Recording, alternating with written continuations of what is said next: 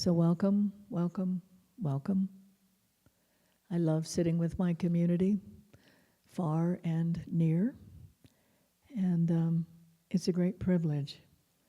It's a great privilege to be here in this sacred space.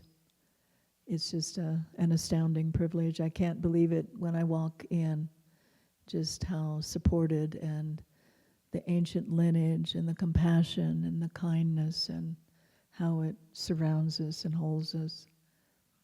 And everything that has ever taken place is here. It's been called forth.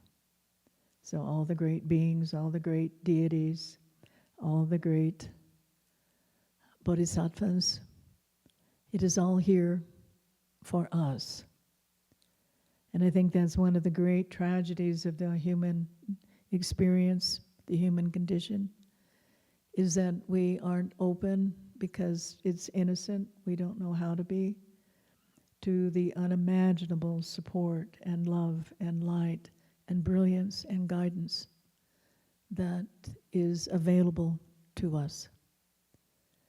But we were taught, and it's quite innocent, to live in a little tiny container in a box that says only this exists. So this sacred space allows and helps us to open to the multi-dimensional, and it's not to check out in some, angelic space.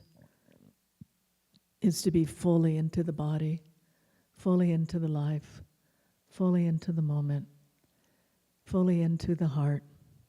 And that then includes multiple realms of being and healing and response to our deepest prayers. So let's open as this and really receive what this room actually gives, what the shrine room contains.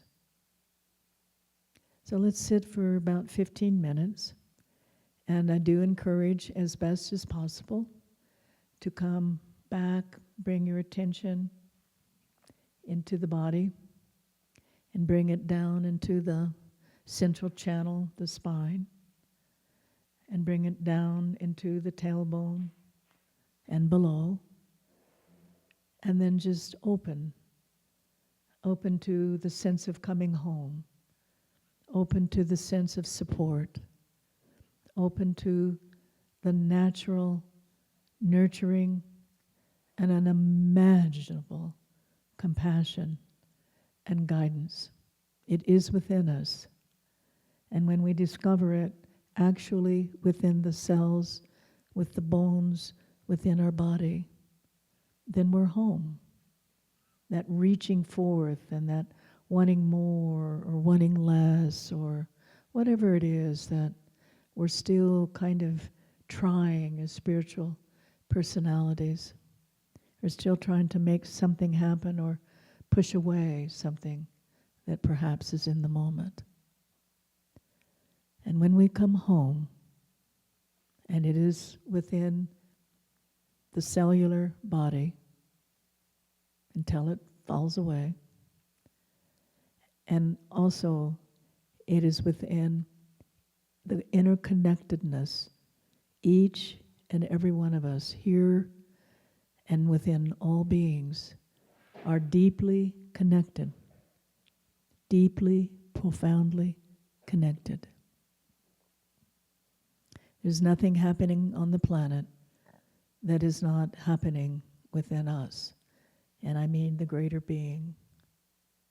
And coming together as we are is one of the great contributions that we can make.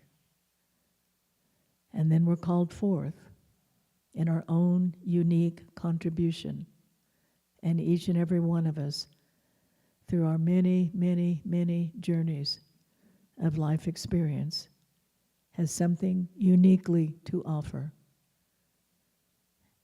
So it isn't like sitting in your cave and wanting it all to just work out, because in the big picture it's all perfect, and of course it is. But you're called forth. and you don't know what that is. Some perhaps are born with that understanding. But for most, it's an unfolding of how we uniquely can contribute. So it's both in the interconnectedness, the great golden radiance, that the great sunlight, that we are all infused and held and connected. And then our unique contribution. And both on the planet are being asked for now. So one of our prayers is, how is it that I can contribute? How is it that I can be of benefit? And there is no hierarchy. All contribution comes from the heart and your multiple journeys and the experience and the wisdom gathered along the way. So let's sit together at home in the great interconnected, in the great heart that infuses and enfolds everything and uniquely comes home here.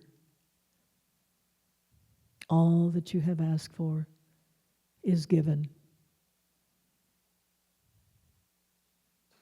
All that you have been born for is here.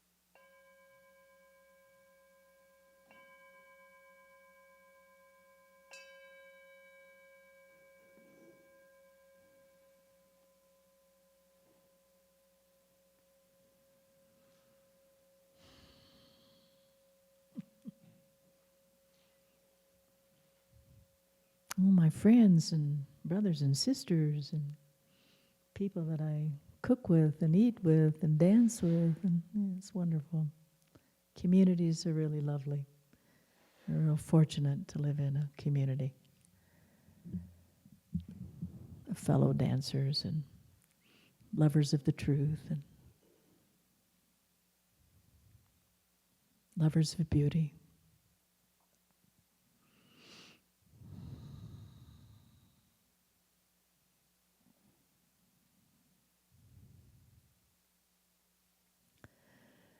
Through the 20 years that I've been teaching, I have pages and pages and books and pages and notebooks that I have written out of different ways that we can say the same thing.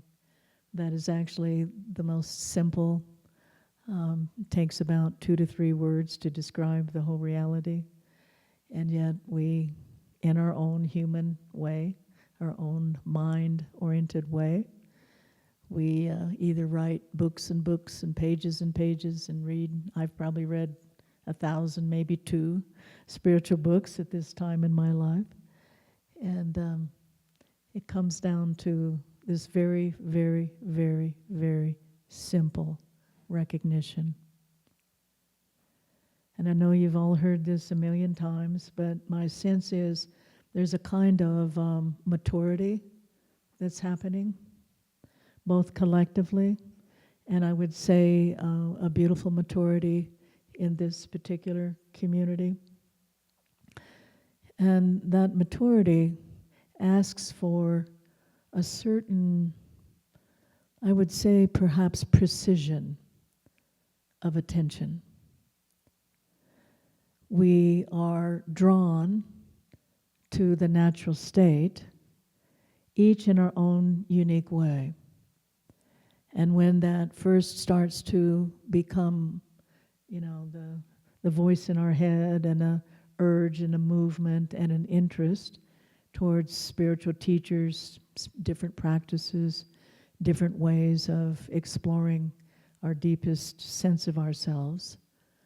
And for most of us, we've tried different teachers, different traditions, and it's all perfectly in place because it's according to what is already within us. We have certain tendencies, and we're drawn to certain teachers, traditions, communities, because there's something within us that knows that recognizes that. And so we think that, we're new and we're going to this teacher and this tradition and we're going halfway around the world and we come back and all different ceremonies and beautiful. It's all a wonderful journey, this seeking. But what is true and actual and vital to recognize is what is looking for itself in all of these ways that is perfectly in place, because it's the very activation, if you will, that will bring forth the recognition of what we all are, that divine presence that we are created from and moved from and explore our lives from and die and come back again. And we find that it is that same essence, that same divine wisdom that also is moving the seasons and the sun rises and the sun sets. And we are all a part of this great, brilliant, amazing, stunning, divine being.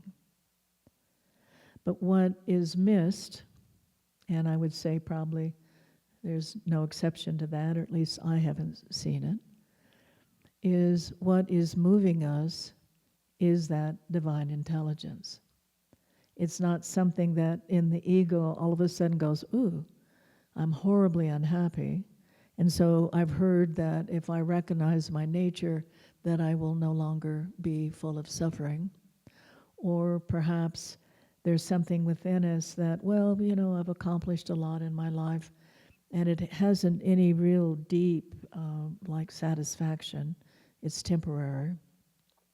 And so I've been, I hear in conversation, or I've read it someplace, that by enlightenment, knowing our nature, then that will all end. It will be the greatest accomplishment that the human condition can achieve, and it also will bring bliss and well-being, and people will love me, and I'll love everyone else. And so we all, in our ego structure, have different movements or different compulsions in a certain kind of way towards our own nature. But what is realized, and it's a vital realization, and for most of us it's an unfolding over usually a long period of time, to recognize that that is being searched for is that is looking. It's looking through our eyes, it's pouring through our hearts, it's drawing us to perfect people, couple, situations, relationships, places on the planet, so that best can recognize itself. It wakes up, there's a certain kind of wisdom, maturity, transparency, I don't know what the right word is, and it just shines forth. It's not something outside of yourself, it's not something that someone can evoke or give, it's something that wakes up within you. You would not be alive if it wasn't radiating through your eyes and flowing through your bones and your blood and creating your life and everyone else around you. So that's the simplicity, is there's nowhere that it's not. That's the joke. It's nowhere that it's not. But in most cases, we look for it in many different areas, and there can be a kind of benefit, right? There's certain practices, transmissions, teachings that come down from multiple, thousands of years, and from student to teacher to student to teacher until it reaches us. So it isn't that all of this isn't to support us. The teachers, the teachings, the practices, everything that we find ourselves engaged in. It all has a certain kind of purification, a certain kind of liberation, a certain kind of, it awakens that light that is illuminating us and everything else. Nothing is can be without that illumination. It's just a fact. It would all just be,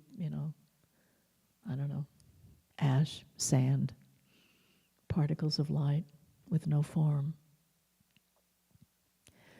But it starts to dawn that there's a kind of a quality that lives within us that the attention becomes naturally drawn to. And we call it love, we call it insight, we call it, all sorts of wonderful experiences that the mind-body structure is receiving.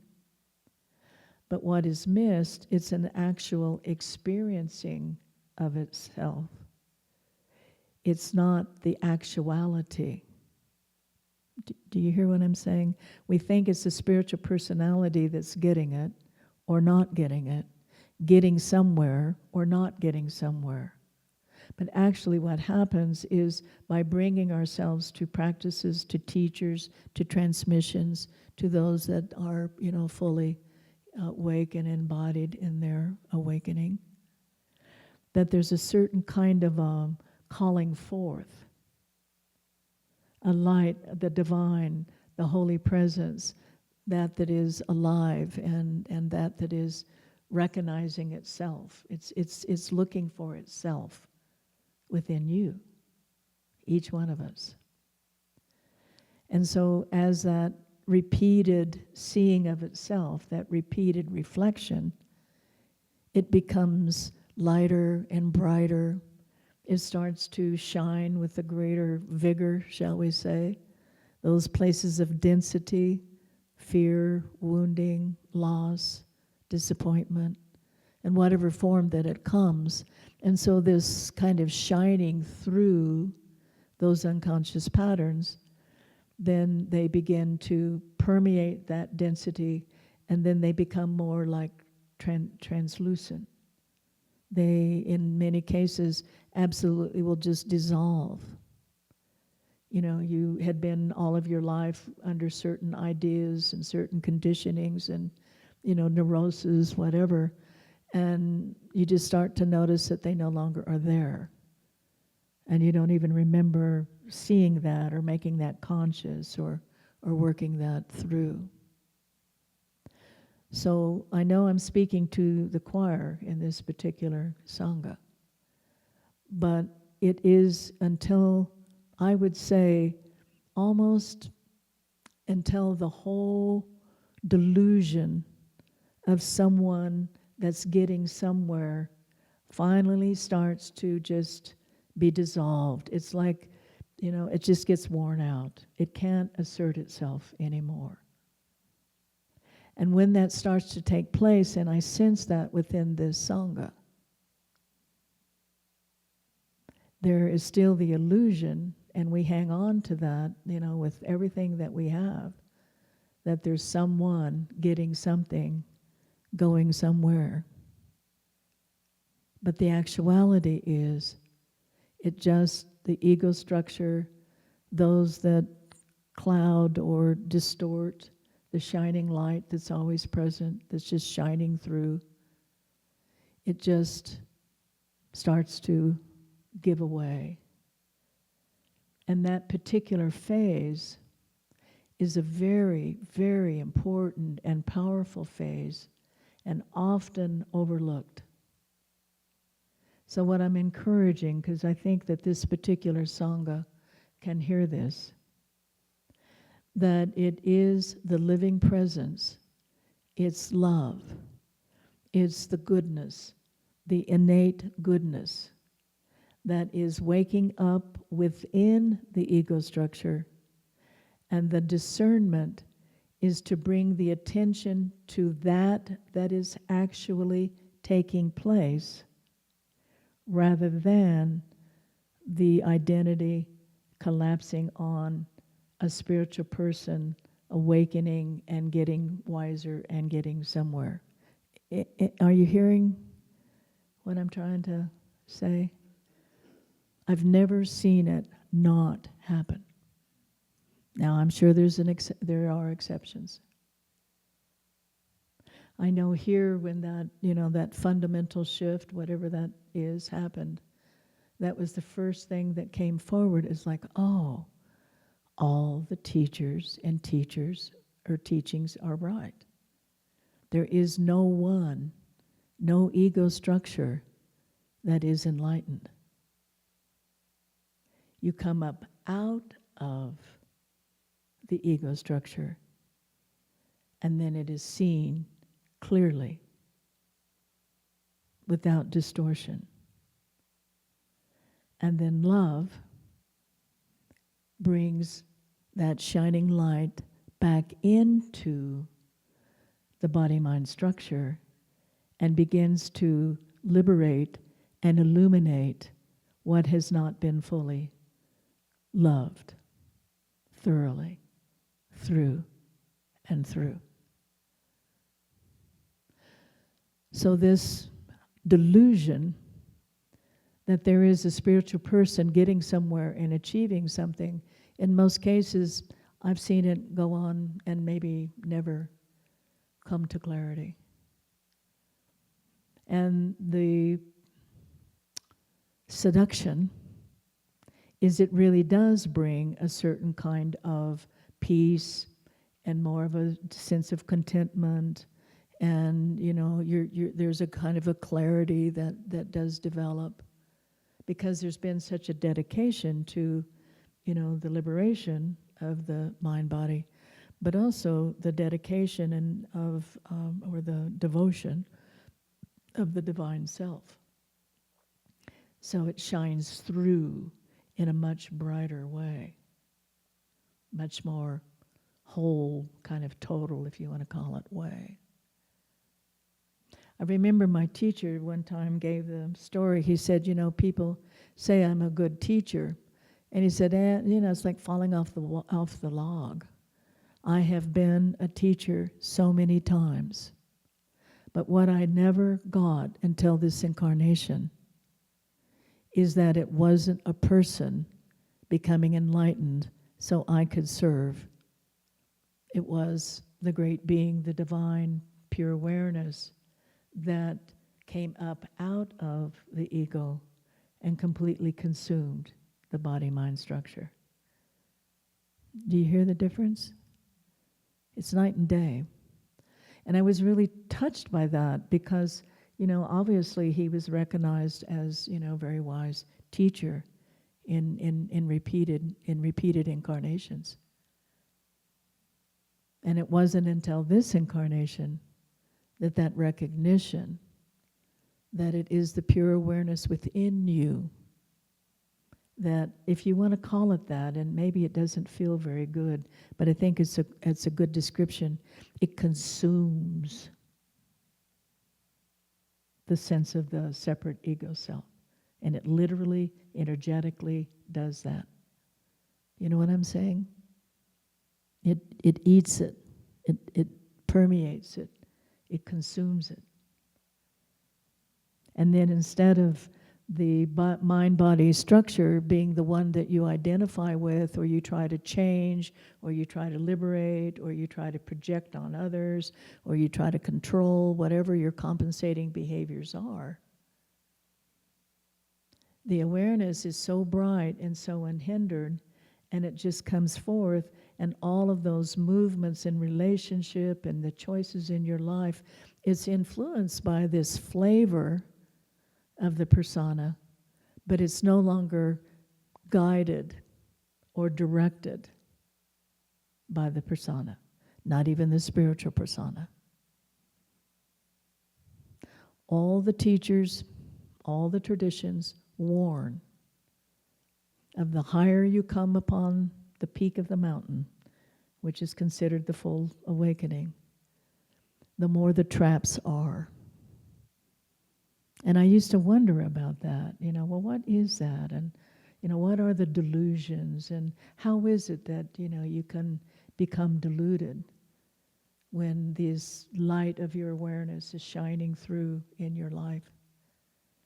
And that's one of the big ones. I am a person becoming enlightened, and therefore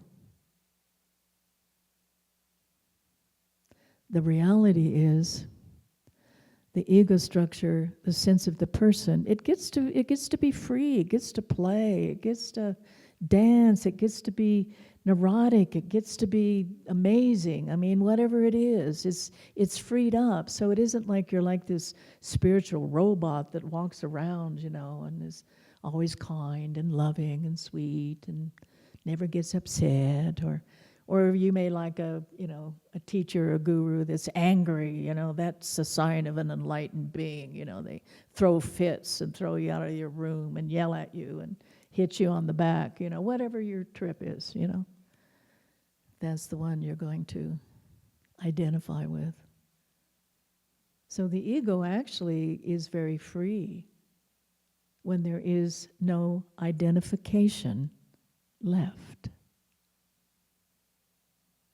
And even though the languaging still sounds like there's this identification, I like this, I don't like that, I hate Mexican food, I love, Chinese, I only wear blue, I do this, I do that. It sounds like there's all this ego.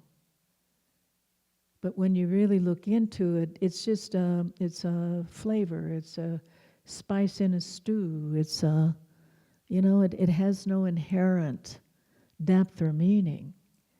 It's just the play, right? It's just the play.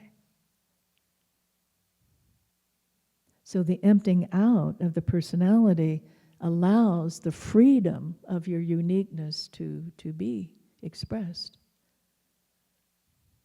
But it isn't someone in there being a very wise spiritual personality or trying very hard to be this or not to be that. It's the pure essence, the pure life force that is shining through and dancing and enjoying itself through this unique persona, this unique body-mind structure.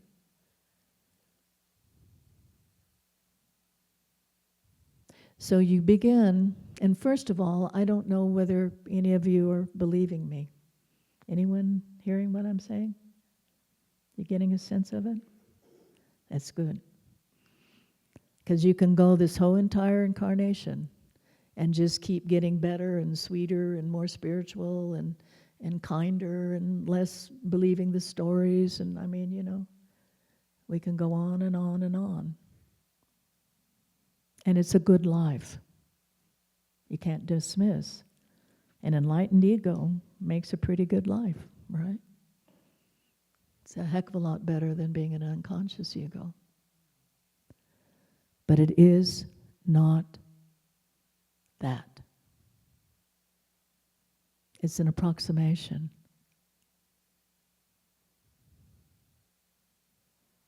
The reality, it's a certain kind of a quality, right? You can tell the difference, and that's what I'm trying to encourage, is the discernment to the pure presence that's bursting through your life. It's breaking through your life. Whether you like it or not, it's time. Right? And it happens to each of us in its own unique way. But that breaking through then, of course, creates all sorts of compensating behaviors. So we'd like that sense of being filled with the Spirit. But when the ego is going to be dissolved, basically is what happens, absorbed, then it's going to throw up all of its defense mechanisms. So one of the ways to sort of like get around that is energetically get sensitive to what the feeling tone of pure awareness. It's not mental. You don't read it in a book. There's no confirmation. It knows itself. And so the knowing of itself, then that becomes the touchstone. It's the feeling tone. There's a feeling tone of a spiritual personality and a mature, nice, well, sophisticated spiritual personality. And then there's a feeling tone of what actually is running the whole show and has always run the whole show. You'd be a pile of sand, a dust on the floor, if it wasn't directing all the programs in the body, the seasons, the rain, the snow, the whole thing, right? The whole thing. So it's just this simple movement of attention that comes back to that awake, alive, spacious, rooted presence. And it doesn't matter what you're doing. You can change the kid's dirty diaper. You can be fixing tea. You can be doing an email, and it's a very difficult email or conversation with somebody.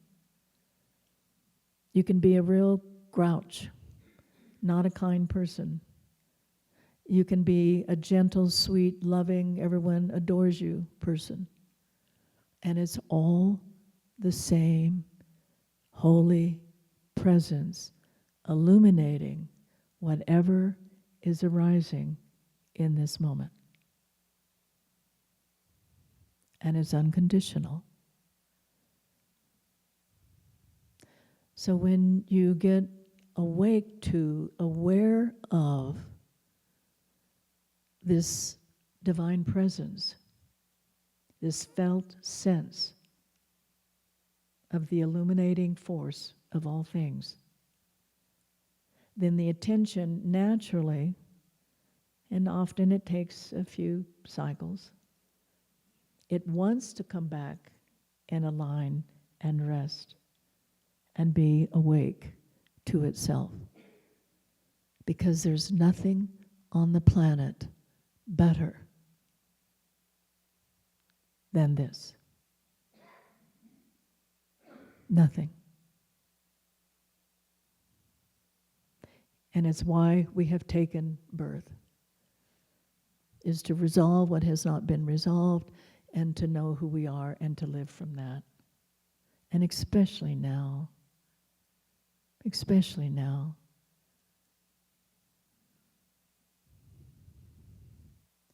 So that simple discernment will immediately, and I mean immediately, bring you into who you are. And over often a period of time, it can be actually a very short period of time. It can be a big blast, but mostly it's like over an unfolding. It's an unfolding. It's out of time, but we measure it by time.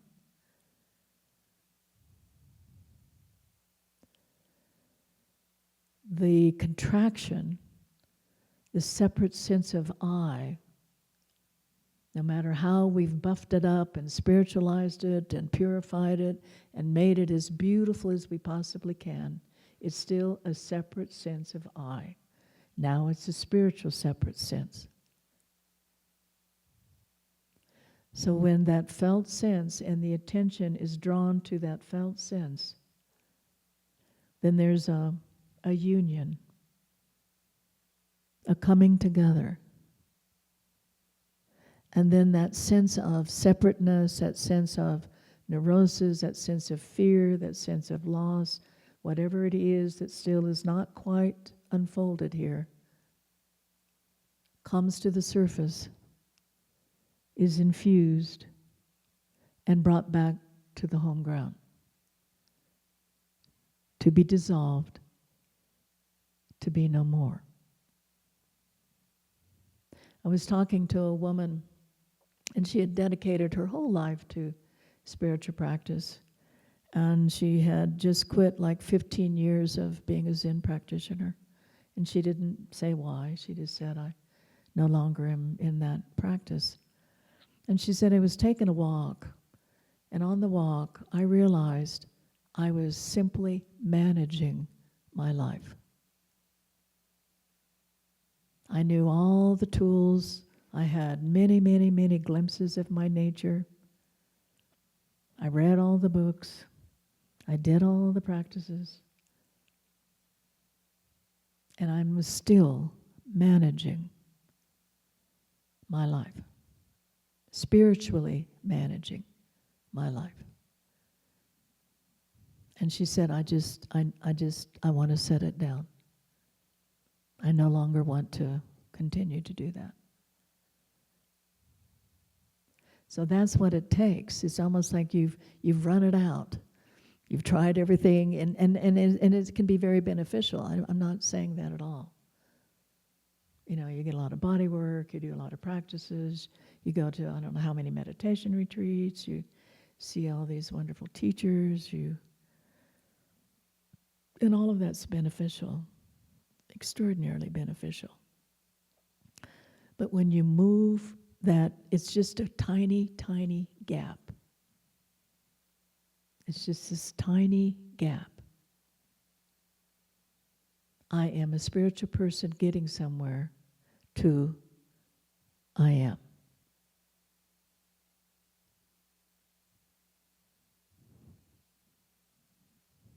I am.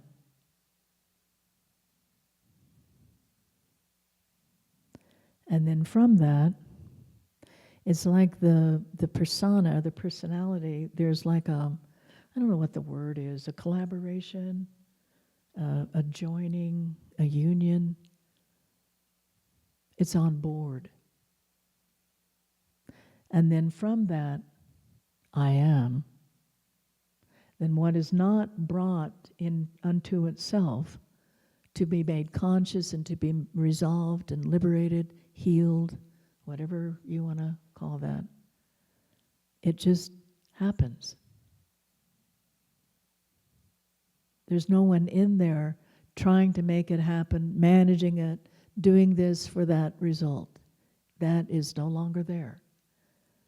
And for a while, it actually, it contributes. It seems like it's helping. Seems like we're getting somewhere with it. I don't know about you, but this last month, maybe or so, there's been a lot of digging into the deep seeds. Anyone familiar with that? You're not. I am.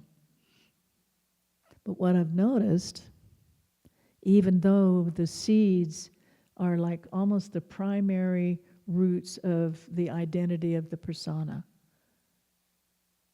and the awareness didn't like, oh, I'm that. It didn't do that.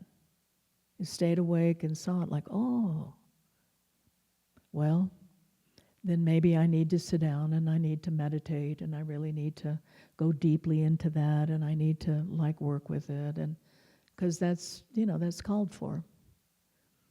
Ajahn calls rolling up your sleeves. Get with it. So I'm really programmed that way because I've done it for years and years and years and years. But what I've noticed, it was like brought to the surface.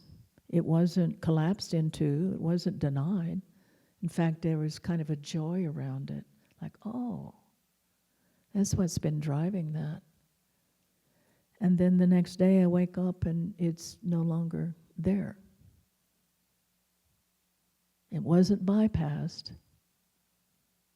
It just was dissolved in its own abidance. It's its nature. It's its function. We aren't meant to spend the rest of our lives trying to manage what we perceive is separate from what we really are. That isn't really what it's meant to be. Now, there is a continual unfolding and refining. It's eternal. That never ends. And that's another mature spiritual delusion, is that there's an arrival. Have any of you discovered an arrival?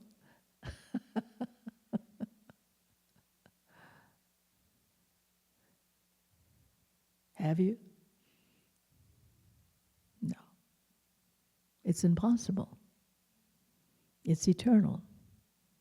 It will unfold and unfold and unfold and unfold forevermore. Clearer and brighter, more loving, more compassionate, more part of, more in service. It isn't you're being a nice person. Service is the natural outpouring of the natural state. And maybe you're in service of your garden. Maybe you're in service as you help people have a free lunch at the senior center. There's no hierarchy.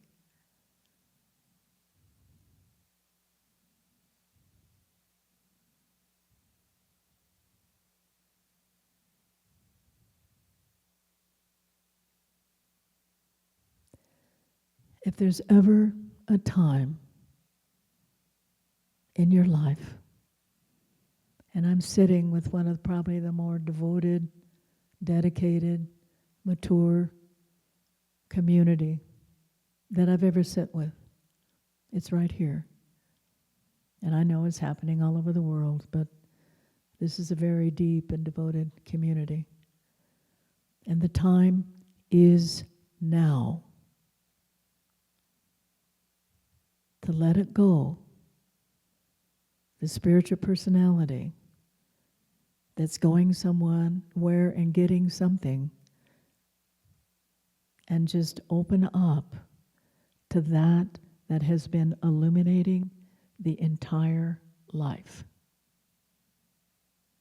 Every movement, every decision, every change in your life has been guided fundamentally by the divine wisdom, the Holy Presence, what we've been looking for. It's the one that's looking. And it's not some kind of a mystery or some kind of a whatever.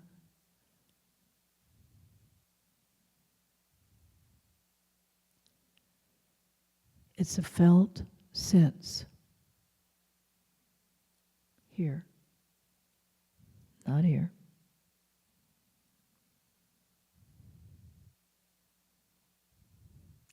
And it pervades every activity that you find yourself engaged in. And when you're not in activity, simply staring out the window, that's illuminating that too. There is nothing that is ever acted out or experienced that is not illuminated and expressed from the Holy Presence. There is no exception, ever.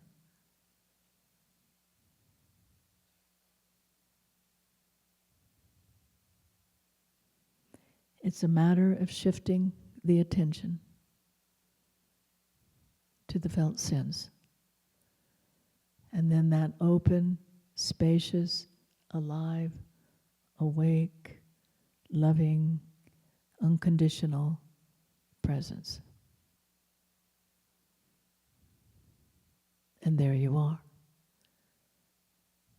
And then it just unfolds eternally from that.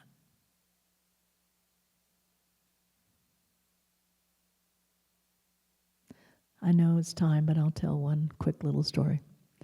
So I got back from, we were in Costa Rica, and I always call it the heaven realm, because it's like one of the most gorgeous places I've ever seen, and the food's wonderful, and I share the teaching, so my teaching is very easy and simple, and lovely people. They're kind of like come and celebrate, but they're also serious people on the path.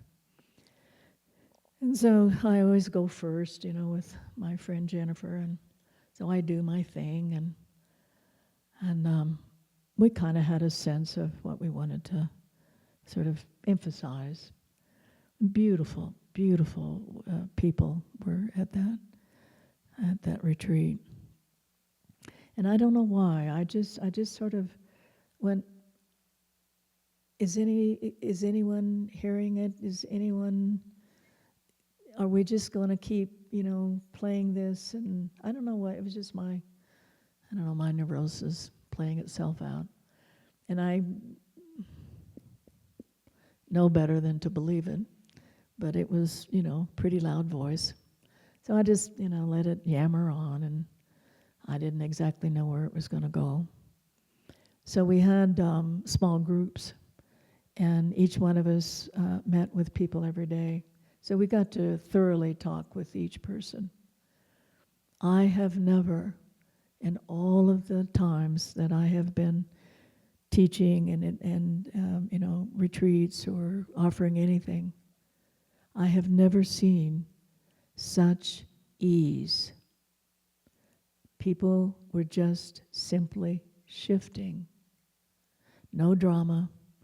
No big deal, no fighting it, no arguing over it, no defending it, no changing philosophical ideas, no one running up and leaving, nothing.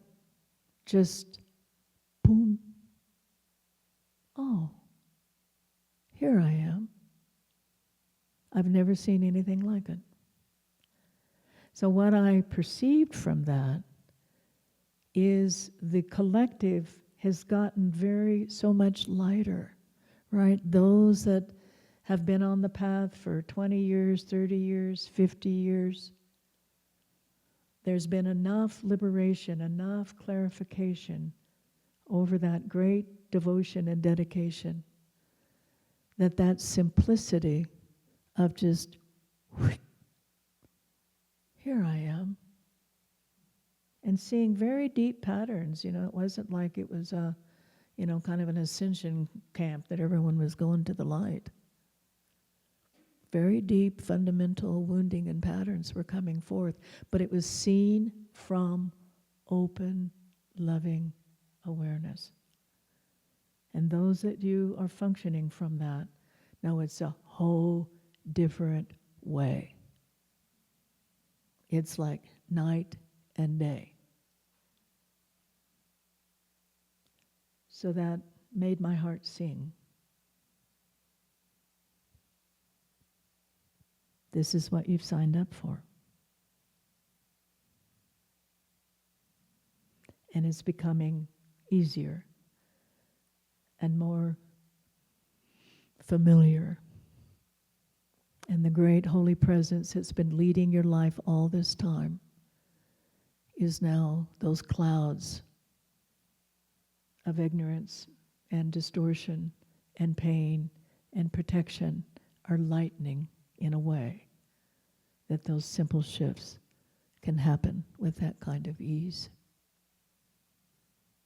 So thank you, because each and every one of you have contributed to that ease of being. One of our beautiful teachers, Jean Klein, ease of being, ease of being. In the midst of hell, ease of being, ease of being. So, it's a pleasure to be with you in this way. And it's a very, very, very important recognition in these times. In the midst of hell, I am. In the midst of hell, ease of being. So let's take a little break and 8:20. And we'll come back, and if there's questions or comments, we'll address that. There's tea. They're very generous with their tea. Maybe you might can find even a little snack hidden here and there.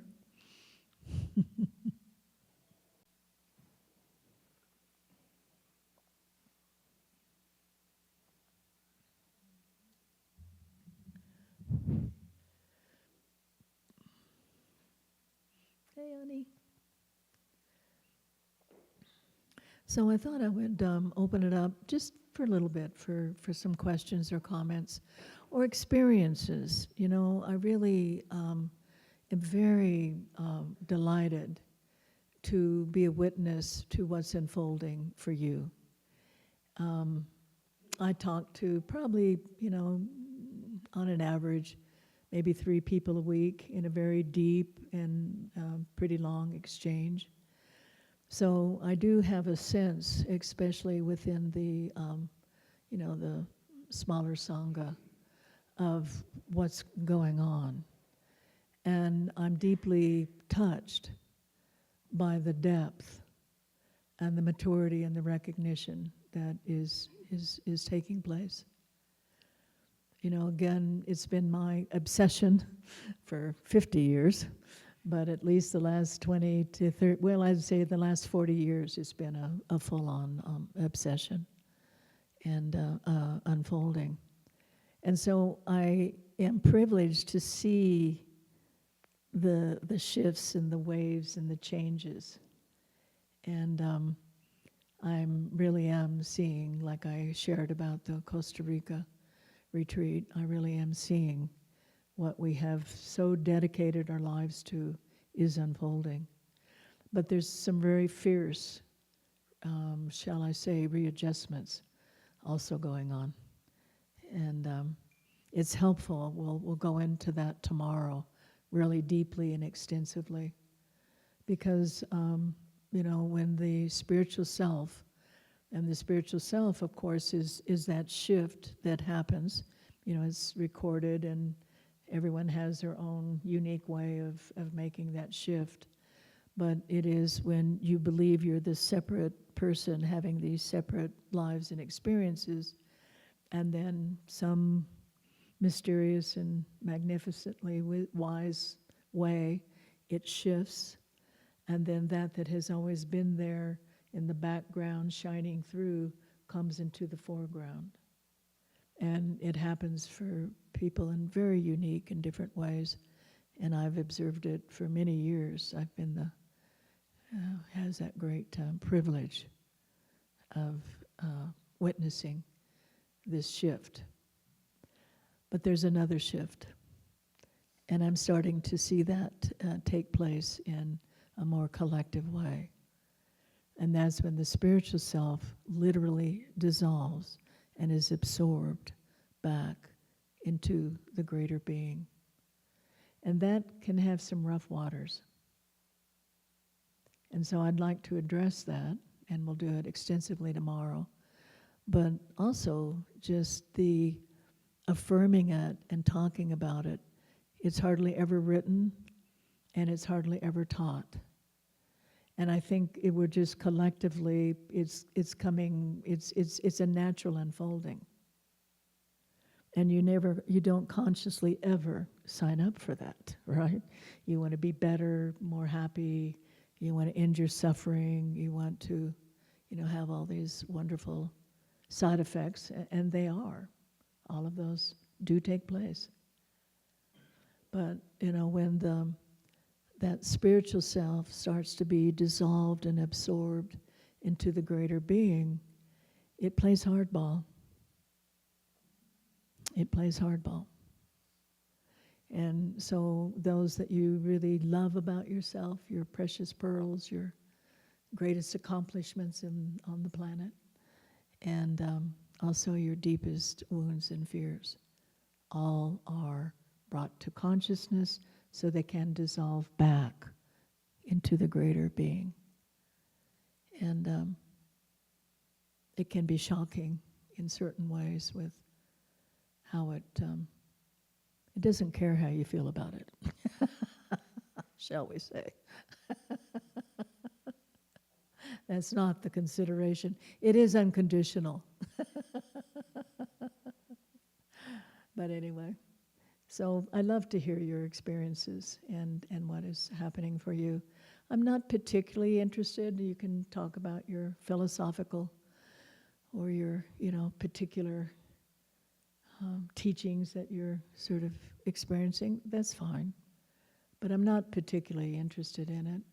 What I really want to hear is what is waking up in you and how is it being lived. That's really what I have.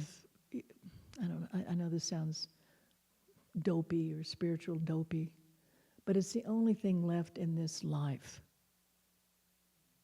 is the great joy, the ecstatic joy in the witnessing of another that comes in and can settle into their true nature,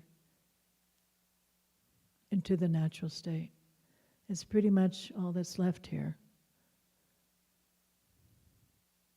And that's not to be diminished. It's not like a huge sacrifice. The joy is just the greatest joy that can be imagined.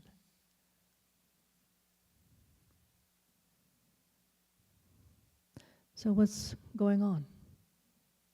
What's happening for you? If you don't want to sit up here, can we pass back yeah.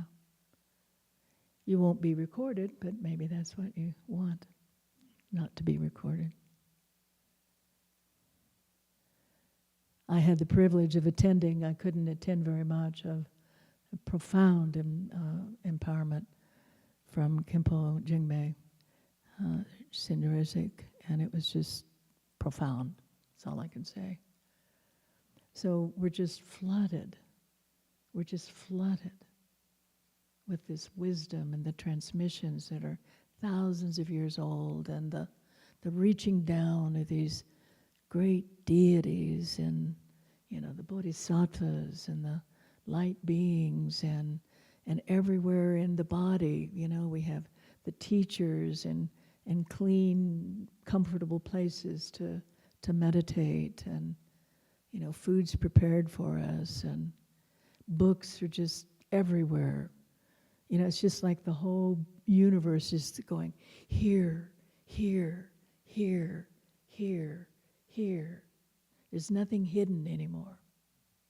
All those, esoteric hidden teachings, they're not hidden anymore. And there's some train wrecks. That happens. But it's just this incredible offering. I don't know if it's ever happened on the planet before. So it's to say yes, totally, and show up. That's the ticket. So anyone have anything to say?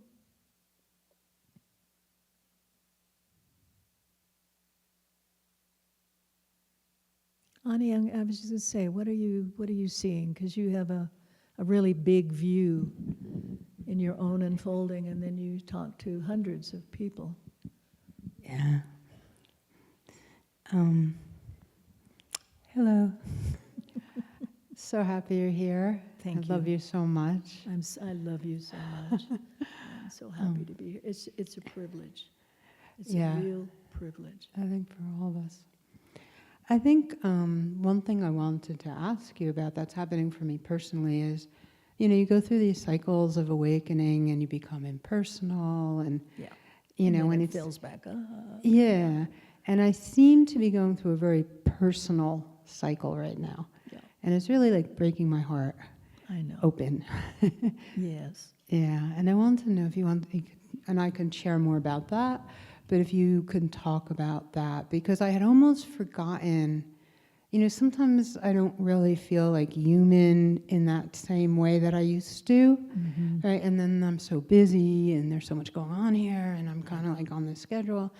And then just, I guess this year with all that's going on economically and politically, and there's just so many layers of people kind of feeling like they're just getting stretched too far. Yeah. And they just don't know what to do. And that has been kind of this feeling inside me of, like, I'm not just witnessing this, I'm part of it. I am every single person that is feeling that. There. And it's really tender and really raw. And I just haven't felt this way in a long time. So I'm wondering if you can talk about that a little bit more, because it's part of the awakening. Right? It's definitely I think it's a maturing. Yeah.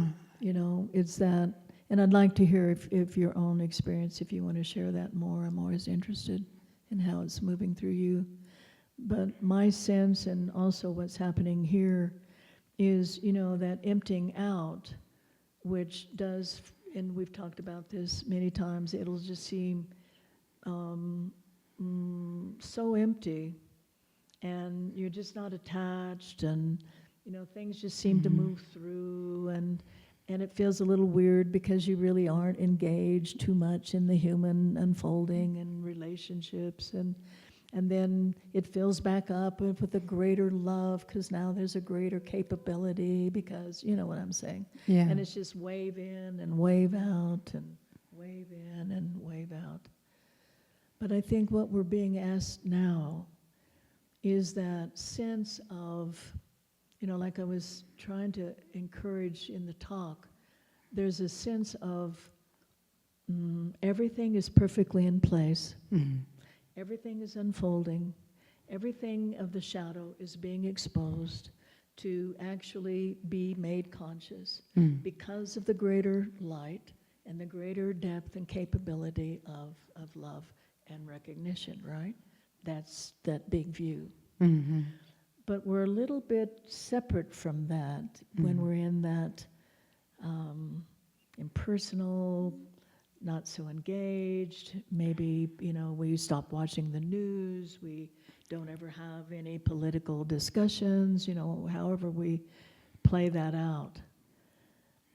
But there's a certain point that the love becomes so consuming that you can't play the person in the cave that's watching the scene. Mm-hmm. You just can't do it anymore.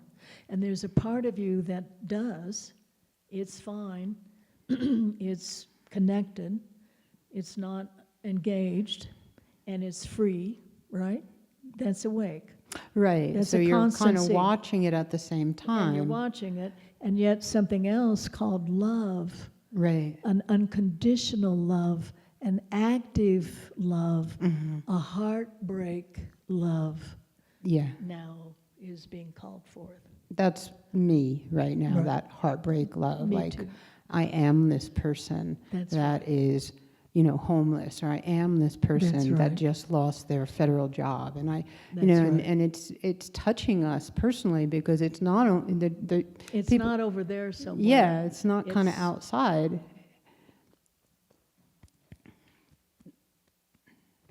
It's here. Yeah, like it's happening to me. Right. Yeah.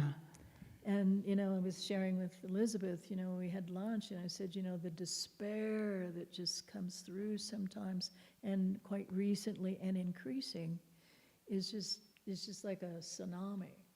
Mm. And like you said, the heart just like breaks. And then it sort of passes. But it also, in my experience, I think you have a much deeper sense of the unconditional love and the personal love. But in my sense,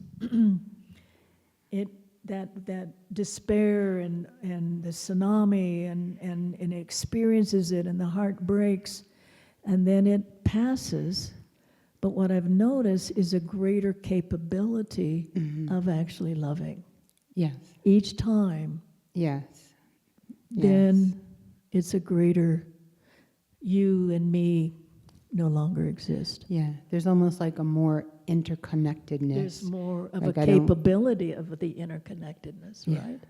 Yeah. Because we know it in the spiritual energetic sense, Yes. and have maybe for a long time. Yeah. But you know, it's just breaking open all of the illusion of any barriers of you and me, Mhm. and yet this humanness wants to alleviate it and help.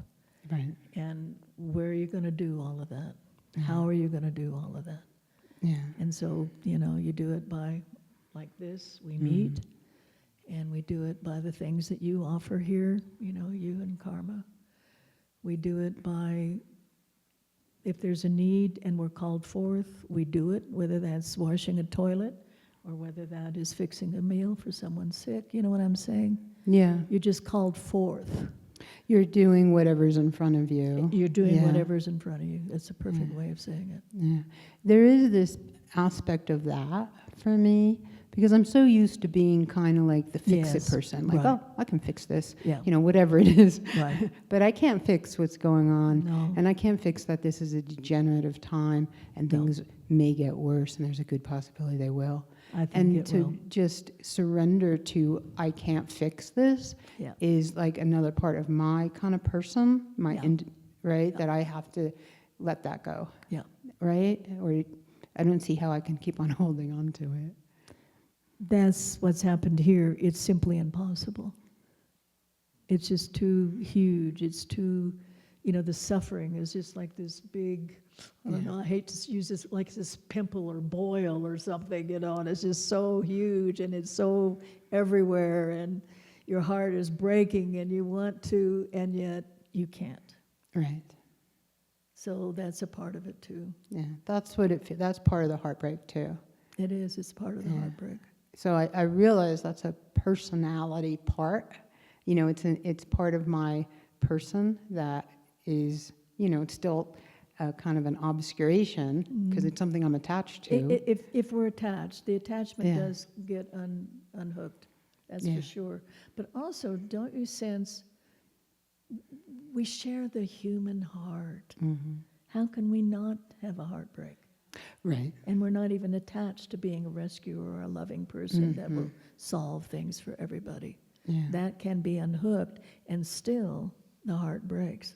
Yeah, because we that are is getting the human heart. yeah, because that is getting unhooked, and I'm almost feeling more, I know. right? It's just I so know. visceral. It's like Right, everywhere, inside me Right. and outside me. right. Yeah. Because the identity that's unhooking was an obstruction Right. to the pure experience of we are all one in all of this and sharing this all together. Yeah. Yeah, it's nice to talk with you about it.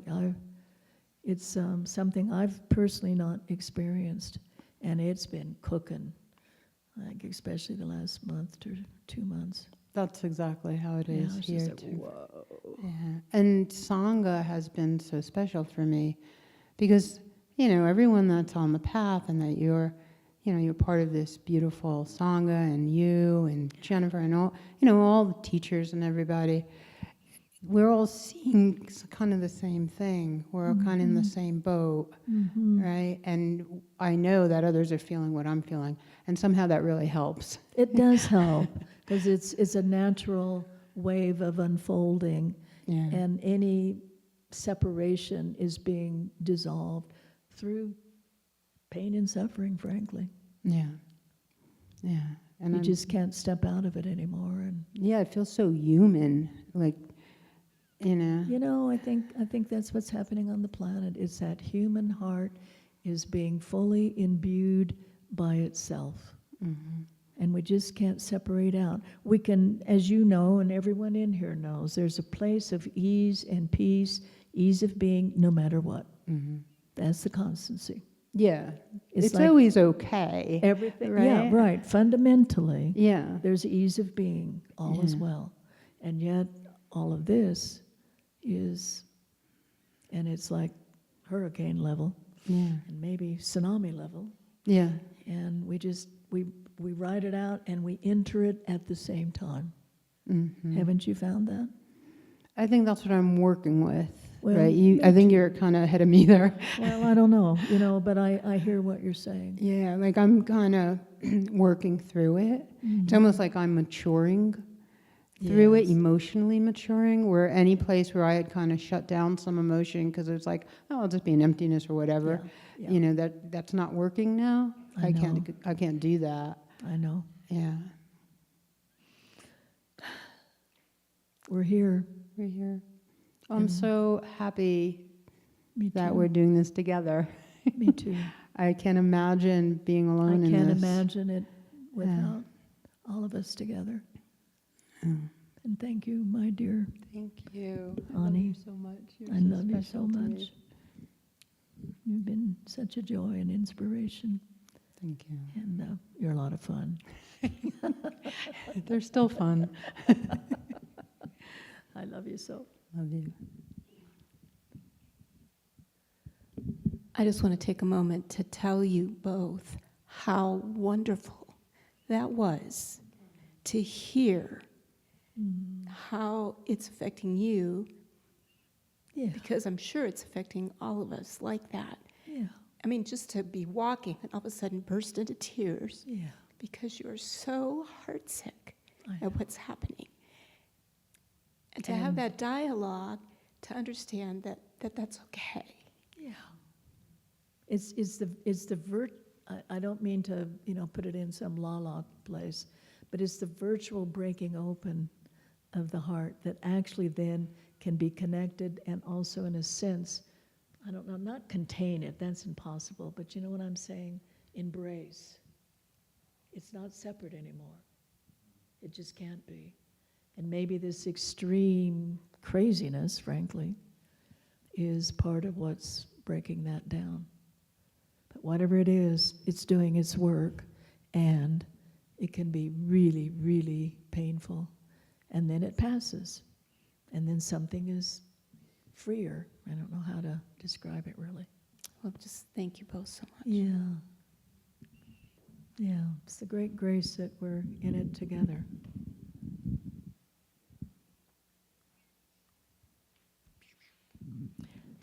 I don't know, James, if you want to be called out, but this is kind of your world. You stepped into the different hell realms that the human mind can create, and yet something in your heart stayed open, and you were able to enter it, and maybe your heart was breaking, but it didn't stop the reaching out and the touching of it. Do you have anything to say about it?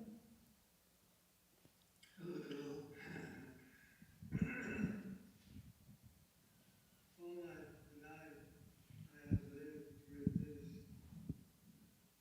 the analogy is sulfuric acid. Ah, When things boil up, hatred, war, human rights abuse, killing of children, I yeah, have lived in the heart of it.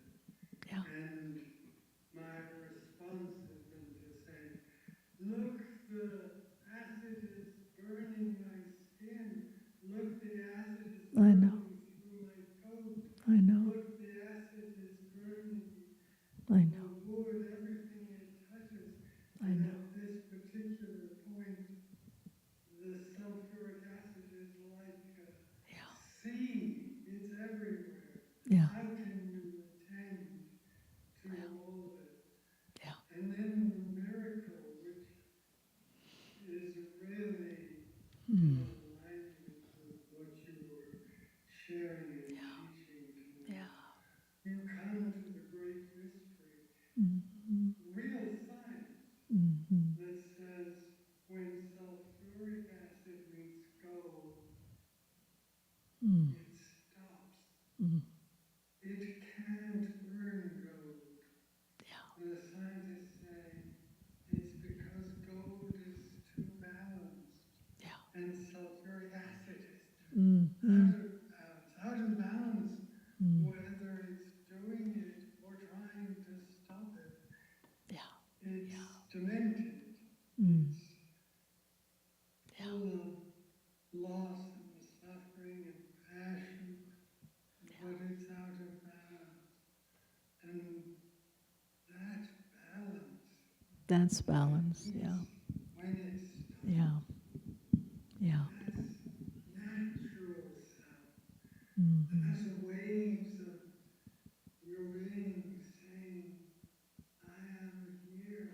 Mm. You have cried for me. You have Yeah, beaten down doors for me.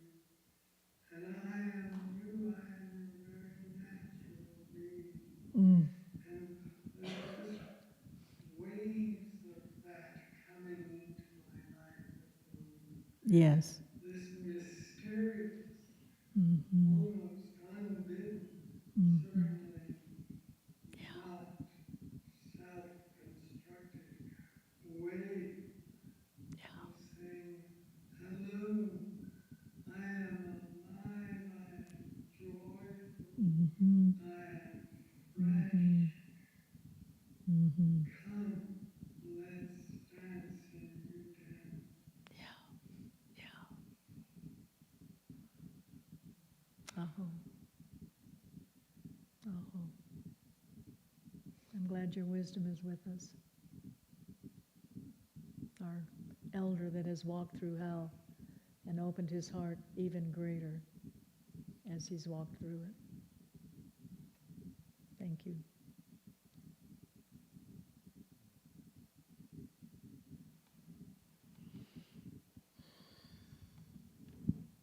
That is what's being asked for. That is what's being asked.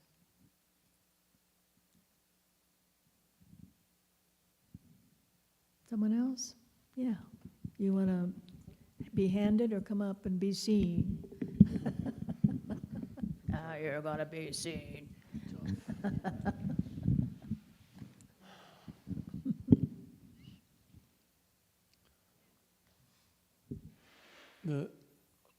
It seems similar to what people have been talking about. For myself, I've always, for a long time, I felt this constriction in my heart or this tension, Mm-hmm. and it just feels like it's Can you hear him? constricting me. I feel this tension on my chest and around my heart, and it feels like very old, and that if I can't do anything about it, it's eventually going to kill me. Mm. And just the other day, it's just been really more and more clear to me or something. And just the other day, I was driving and I was saying, just the word love Mm. was kind of helping loosen it and Mhm. and make me feel more with energy and Wonderful. even though I still felt kind of part of it, I felt a little looser, and Mm. it felt like as I opened to it, it felt like it was nourishing me to Yes. be able to be more alive. Nourishing. There you go. Um, Perfect. Wonderful. and today, I don't know, I was just busy driving and whatever, and so I don't feel in the same way, but I still feel like that's just so core, and that's what's sort of Yeah. up for me now, is Yeah. just Yeah. It will continue. loosening that, Yeah. the grip of that. Yeah. Perfect. You know, something that can help a little bit is be aware of the back and a little bit behind the back equally as you are in the area around the heart. And that just gives it space. Because again, it's your own wisdom, your own presence that's unfolding now. It's time, right? There's been enough liberation, life situations, who knows what comes together for that to open up. But obviously, it's time. It's opening up. It's what you've always wanted, right? We want to live in an open heart. Yeah. You know, that's our innate wisdom. But it's helpful for a while to just like open up the back and give some space, you know, and then let it open here and let it open here. And then it just has a little more room to do what it's already doing. But, you know, sometimes it can be kind of hard. I've experienced rapid heartbeats and all different strange things when my heart was opening in a way that it hadn't. So you just want to give it, and I can tell the way you're talking, you know what's happening. You're aware that this is what you've wanted. You're not fighting it, feeling vulnerable or exposed or how can I live? I mean, those may be coming up, I don't know, but I don't sense that from you. I sense it's like, It's not like that very often. I still feel, you know, the constriction. but something else is happening. But yeah, I think overall there's a softening and maybe an acceptance, There, and There. not like fighting it. that's what I mean. And yeah, even like when I'm running, I'm feeling, like you said, the back, like behind my heart. I'm Yeah. trying to feel the space back there. Yeah, that helps tremendously. That's really where the universal heart chakra is. You know, we lay it all right around the heart organ and the area around that, but that actually holds the wounding. It holds the memory of wounding in defense. And this is never affected. So it's like inviting this to come into this. And then it opens as its nature. And it does seem like the insanity is really kind of growing or something, and it can be very distracting, like, oh, all this crap is going on, and how do we, you know, somehow all we can do is try to find, you know, the peace in ourselves and have that In it. radiate. In it, Peace right? in it, within it. in yeah. it. That's the deal. I don't think this is going to like just stop and voila and ascend, right? It doesn't quite look like that. Maybe eventually, but it doesn't look like it. We're going through I guess using a spiritual, we're going through the liberation. Everything is being brought up. Everything is being exposed. You know, everything that has been hidden, it's been going on all along. I mean, it's not like a lot of this is new. We're just now knowing it and witnessing it as it's happening. But you know, there's so many more people on the planet, and Exactly. there's so much more power with Exactly. the insanity. Yeah, exactly. Yeah. But to awake in the heart, open in it, engaged, and yet deeply held. You know, I'll never forget the talk that, you know, Trungpa Rinpoche, one of the talks I heard, And he just called it the deep holding, the deep holding, the deep holding. Yeah, when you were talking earlier about we just have to hold, the craziness and Yeah. find right. our Yeah. own sanity, Right. beyond It's all- that. It's all that. Okay. Yeah. I love you, Jonathan. Nice to see you.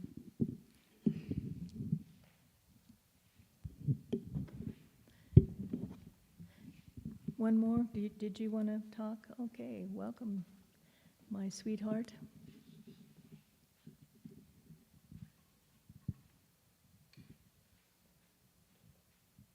So it's such a treat when you come to town. Oh my gosh, I'm so happy to be here. I missed a lot of hugs when I wasn't here in September. So I got a lot of them in today. Hi. Hi, everybody. I never know where to look. I always want to look here, but this is really where you see us. So. Oh, yeah. Oh, thank you. So this, I don't mean this to be humorous, but as I think it's always a good thing. I think that just kind of runs in my blood, but I wanted to ask you about presence.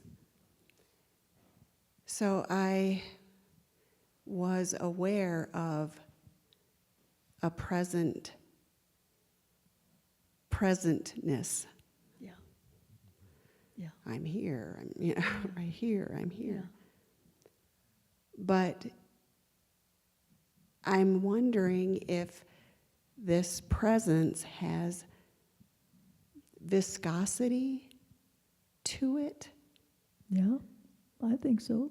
It's my Okay. experience. Well, that's a beautiful word, viscosity. I was trying to figure out what word I could put to it, because my word was thunder. Ooh, pretty big I viscosity. mean, it's moving Perfect, like thunder, perfect, wonderful. but it has a viscosity to it that is absolutely unmistakable. Yes, But- that's the felt sense. Oh my goodness gracious. That's why if you can just be open to it, it reveals itself, because that's what's happening. And then you the attention turns towards the quality, the feeling tone, the awake, alive, Yeah. viscosity, whatever you want to call it. Yeah, It's the a viscosity. vibrancy, it's Yeah, the vibrancy, the awake, luminosity. It's alert, it's Yeah. it's everywhere, there's nowhere that it's not. Right? I was, trying to find something that referenced that, Yeah. viscosity. I mean, Yeah. it moves and it's, yes. Right, it's like this elegant Yeah. dance. Exactly.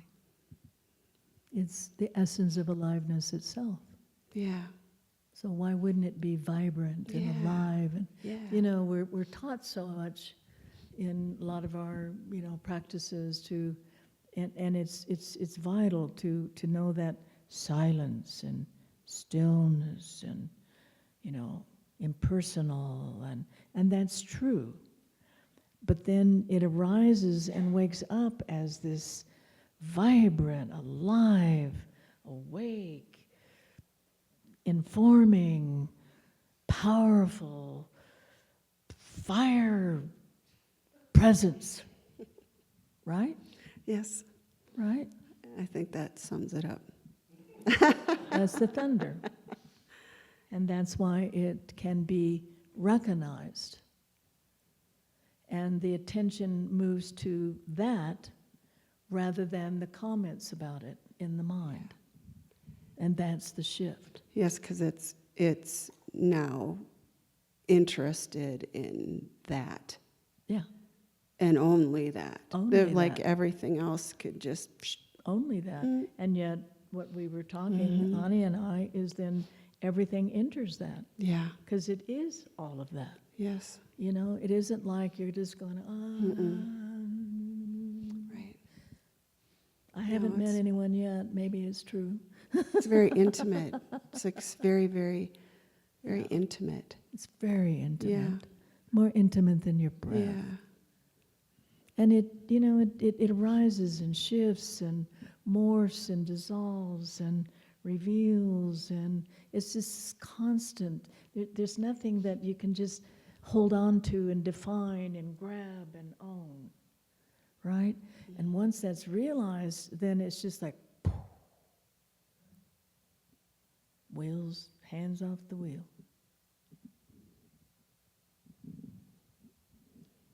And ease of being, sometimes through hell.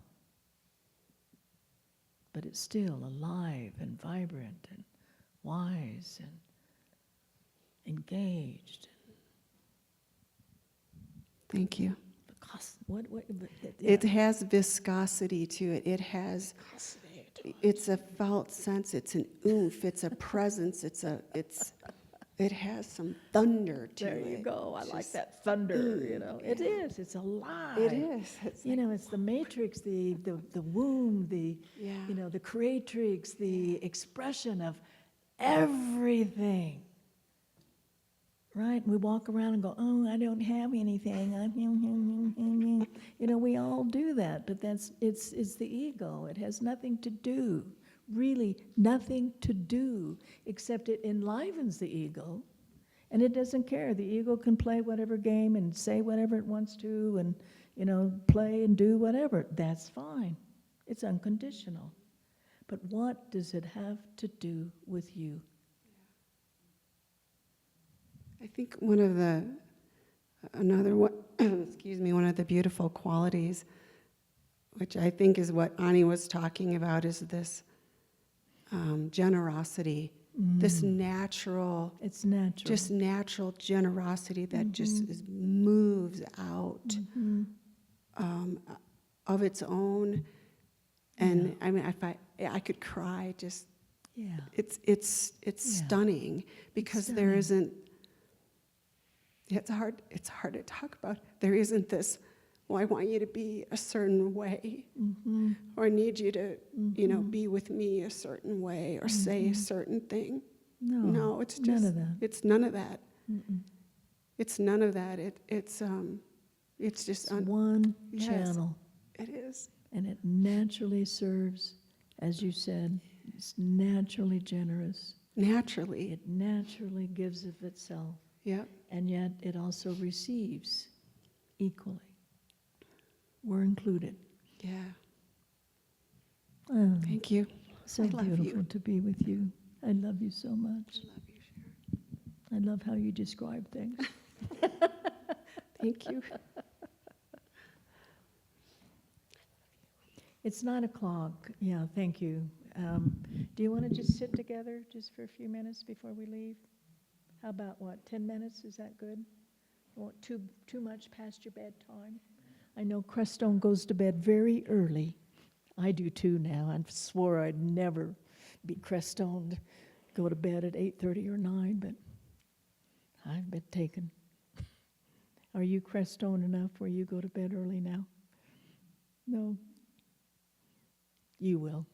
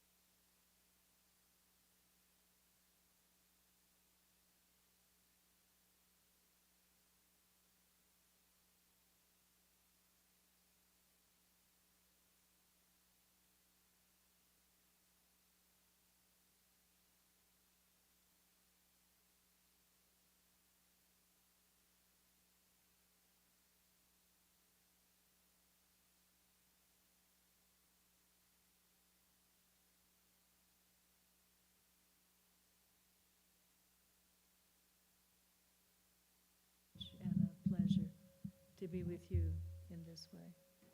I can't tell you how deeply it touches this life. Thank you.